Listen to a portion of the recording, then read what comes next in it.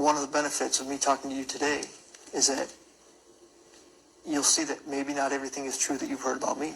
On the morning of April 19, 1995, a decorated Gulf War combat vet blew up the federal building in Oklahoma City using a truck bomb that he didn't build and a Ryder truck that he didn't rent with the help of a passenger who didn't exist. Having just gotten away with the largest act of terrorism on U.S. soil to date, the Fort Bragg-trained Special Forces Sheep Drip Dropout blended in with the crowd by making his getaway in a car without a license plate and was immediately pulled over.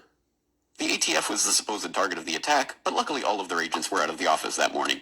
Later that day, the president boldly declared, "We will find the people who did this.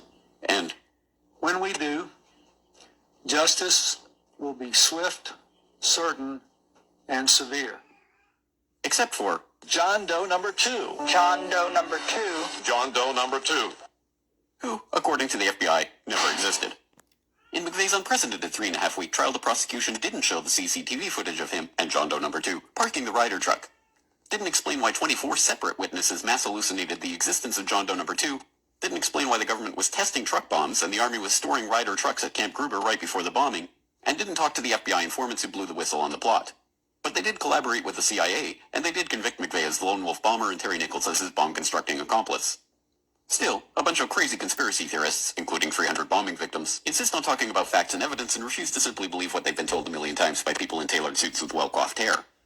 They quote the U.S. Army Brigadier General and the FBI crime lab whistleblower and the inventor of the neutron bomb who point out the physical impossibility that the Ryder truck bomb did the damage to the building, but that doesn't matter because if there were other bombs in the building that day, we would have heard about them. The second explosive was found and defused. I think he said another bomb. The Justice Department is reporting that a second explosive device has been found.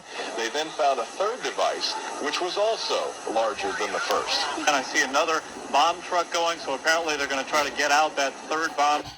The FBI claims to have lost the footage showing McVeigh and John Doe number 2 parking the truck in front of the Murrah building that morning, but that's understandable because the Bureau has a lot of important evidence to store. Terry Nichols insists the FBI was involved in the plot, but thankfully a judge has saved us the trouble of listening to him by preventing lawyers from deposing him.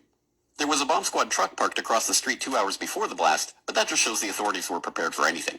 And other documents obtained by 2020 show that someone called the Executive Secretariat's office at the Justice Department in Washington and said the Murrah building had been bombed. But this was 24 minutes before the blast. But that just shows the public was unusually vigilant that morning.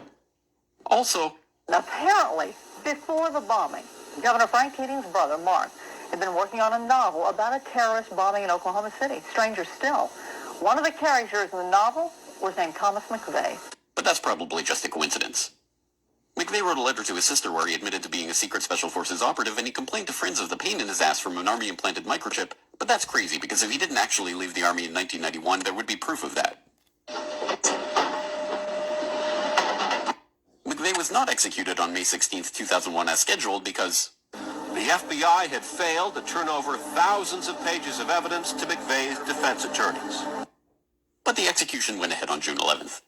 In a highly unusual and secret agreement, no autopsy was performed, one witness said he was still breathing, and the prison officials admitted his hearse was a decoy. Then, the case was officially closed.